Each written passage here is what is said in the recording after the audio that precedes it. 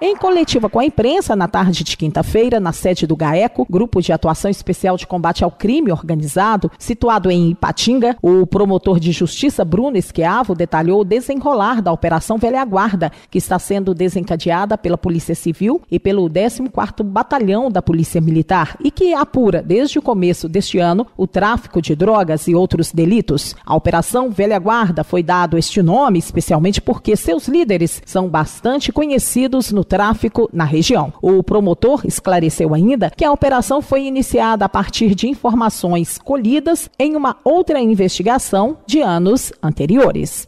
Nós iniciamos a operação a partir de informações colhidas em uma outra e essa iniciou no ano de 2020, neste ano, no início. Nós começamos a investigar e chegamos à conclusão de que os líderes eram pessoas que nós já conhecíamos e que nós mesmos já havíamos investigado em outras ocasiões. Inclusive, em uma delas, o principal líder dessa organização foi preso, inclusive, no estado de Santa Catarina, enquanto estava no interior do Beto Carreiro World. E então, desenvolvendo estas investigações, nós podemos constatar que essas pessoas elas faziam vultosas inserções de droga no Vale do Aço e região, tanto é que ao final nós chegamos à apreensão de mais de 100 quilos de maconha. Pessoas essas envolvidas também com todas as espécies de crime, especialmente tráfico, roubos, explosões de caixa eletrônica, havendo notícias também de alguns homicídios. Doutor, desde o começo das operações, vocês fizeram quantas prisões e apreensões?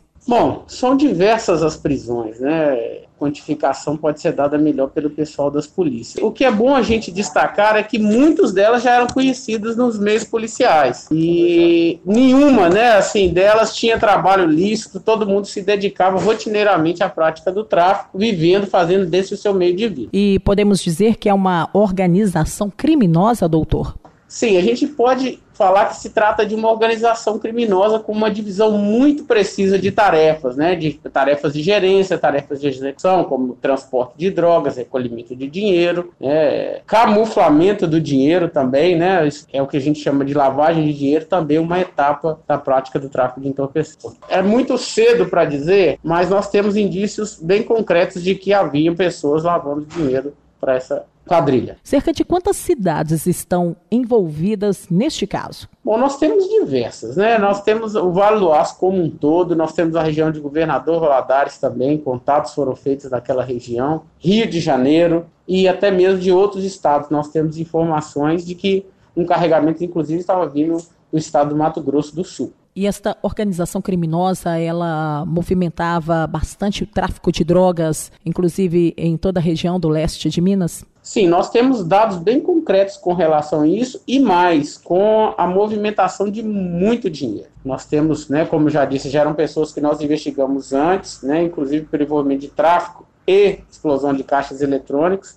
E nós podemos afirmar, sem sombra de dúvida alguma, de que são pessoas que movimentam expressivas quantidades de valores, de modo que nós precisamos também nos ater a isso e impedir que essas pessoas continuem a praticar crimes, algumas delas até mesmo presas no interiores dos estabelecimentos prisionais. Bom, agora nós ofereceremos a denúncia. As denúncias serão divididas por núcleos, Nós temos também, a divisão era de tal forma, tão estratificada que nós achamos por bem dividir as denúncias. E as informações que restaram, que não foram objetos de processos penais, serão aprofundadas as investigações. Na verdade, o próprio GAECO já é uma composição integrada por si só, Ministério Público, Polícia Civil e Militar, então já tem esse apoio na inteligência. Na parte ostensiva, nós tivemos também, desde a operação presentes, através das abordagens, porque essa informação é identificada e trabalhada pelo GAECO, pelas inteligências polícias, então um corpo ostensivo se desdobra para poder dar prosseguimento e checagem dessas informações. Nós tivemos de uma boa apreensão, um grupo de Valadares que estava trazendo droga, provavelmente consorciado com infratores de Ipatinga.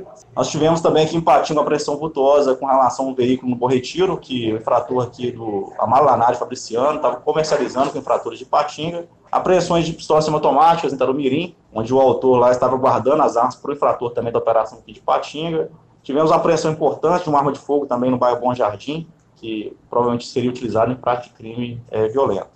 Na operação, no dia do desfecho, nós tivemos 30 policiais militares com 10 viaturas. A gente ressalta, né, essa força integrada, porque uma operação, um grupo desse a gente não consegue articular sem esse tipo de atuação, porque é um grupo que tem muita divisão de tarefas, divide muitas questões de onde vai guardar os materiais, esconder os entorpecentes, de simular situações para confundir o Ministério Público e o Judiciário, mas com essa sinergia aí desses grupos e corporações, a gente conseguiu, de fato, desarticular e já tem percebido já a satisfação das pessoas que moravam perto desses indivíduos com relação aos resultados e, na prática também, de ver o desfecho, ver que realmente aquela traficância está se encerrando, alguns crimes, né, vários, na verdade, foram evitados pela retirada das armas de circulação e dos entorpecentes também. E a peça principal é o tráfico de drogas. O tráfico seria, vamos dizer assim, a peça principal dessa engrenagem, mas para movimentar esse tráfico, muitas vezes são criadas desavenças que resultam nos homicídios. As armas não estão ali, não são à toa, realmente para poder vitimar algum desafeto, proteger algum tipo de carregamento. E os crimes contra o patrimônio, normalmente arrombamento da caixa eletrônica e roubos de maior vulto. Então a gente tem a convicção que não só a desarticulação e retirada dessas pessoas de circulação, mas a evitar que esses crimes de fato acontecessem, né, e ressaltar que mesmo nessa pandemia, no Covid, né, as polícias, as corporações, em nenhum momento elas pararam, pelo contrário, intensificaram ainda mais as atividades. Capitão, podemos ligar o fato que há uma ação criminosa em relação ao tráfico de drogas na região? Na verdade, a gente não tem um registro de aumento do tráfico, mas, infelizmente, é bem difícil. Acho que não existe nenhum país aí, hoje no mundo que não tem presença de um crime organizado, em especial ligado ao tráfico de drogas. O que destaca a cidade de Ipatinga é esse combate sistemático, né? Os senhores acompanham, são poucas as cidades aqui em Minas Gerais, fora das fronteiras, que conseguem fazer tantas apreensões significativas com a retirada de circulação de lideranças de pessoas que participam dessa estrutura. Então, o mais importante que eu vejo nisso tudo passa a impressão de aumento, mas, na verdade, é uma performance de excelência das polícias e do Ministério Público que realmente tem feito com que isso fique mais evidente. E em entrevista, o delegado da Polícia Civil de Ipatinga, Gilmaro Alves, disse sobre que tipos de crimes os autores presos irão responder. Olha, no inquérito policial, eu vou falar pelo inquérito, depois essa parte aí de indicação da denúncia talvez seja melhor para o Ministério Público falar. Mas no inquérito policial, nós estamos investigando tráfico de substância entorpecente, associação para o tráfico de substância entorpecente, posse ilegal de arma de fogo de uso restrito.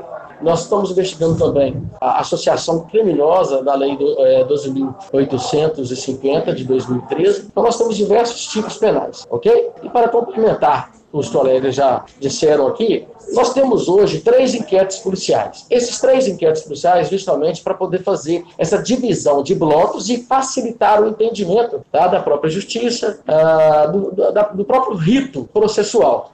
Sabendo que esses 3 inquéritos, eles guardam relação. Porque nós temos um topo, uma pessoa com poder de mando, com domínio da situação, onde faz determinar essas práticas delitivas. E abaixo nós temos aqueles soldados do tráfico, que não deixam de ser também traficantes, que agem ora em Ipatinga, Governador Valadares, Tarumirim, Timóteo, Coronel Fabriciano, nós temos inúmeras cidades. Para se ter uma ideia, o tráfico ocorria aqui. Onde era feita a contabilidade do tráfico de Ipatinga? Só para se ter uma ideia. A contabilidade estava sendo feita lá em Tarumirim. O caderno com todas as anotações nós encontramos lá na posse de um parente de um dos traficantes. E o caderno ele é muito bem elucidativo, porque ele traz nomes, traz a quantidade de substância que cada um pegou, traz os valores que eram efetivados. Foi até efetivada uma pergunta aqui, o doutor Bruno, em relação ao montante. Nós temos como quantificar? Ainda não. Mas só a nível e a título de curiosidade, só para essa pessoa que está fora do país, que fazia coordenar esse tráfico, era depositado para ele mensal algo em torno de R$30 mil líquido só para ele. Essa pessoa está fora? Só para ele era depositado algo em torno de R$30 mil mensais. E quando não depositava, ele cobrava, pressionava as pessoas que aqui estavam. E ao que parece, pelo que nós constatamos, assim, não parecia valores extraordinários para eles, não. Porque não havia muita reclamação. Às vezes você via no áudio a pessoa falando aquilo de uma forma assim, muito natural. Tanto natural que não parecia ser um valor que estava espremendo muito a organização deles aqui para poder passar isso lá. Essa pessoa de fora tinha uns contatos fora do estado e aí ele fazia encaminhar. Ele só coordenava, você, fulano, busca, fulano faz isso, passa o dinheiro para fulano, determina isso, deposita na conta de quem, faz isso, faz aquilo. Então só com esse poder de mando. Para também deixar bem claro, quantas pessoas são hoje investigadas? Hoje nós temos 17 pessoas. Não quer dizer que amanhã tenhamos mais. Hoje nós temos 17 pessoas investigadas. Das 17, 13 estão presas. Ok? 13 estão presas. Temos outros mandados também de prisões a serem cumpridos. Cerca de quantos? 17 pessoas. Quantos mandados está agora? Hoje nós temos ainda a serem cumpridos em aberto a operação policial, 3 mandatos. Ok? Aí, só para também complementar, para não ficar um vácuo, né? 13 mais 3, 16. É porque uma pessoa não foi representada pela prisão dessa pessoa. Todas são prisões preventivas. Somente uma? Somente uma não tem hoje a prisão decretada desses blocos criminosos. Para o plantão policial, repórter Sandra Serafim.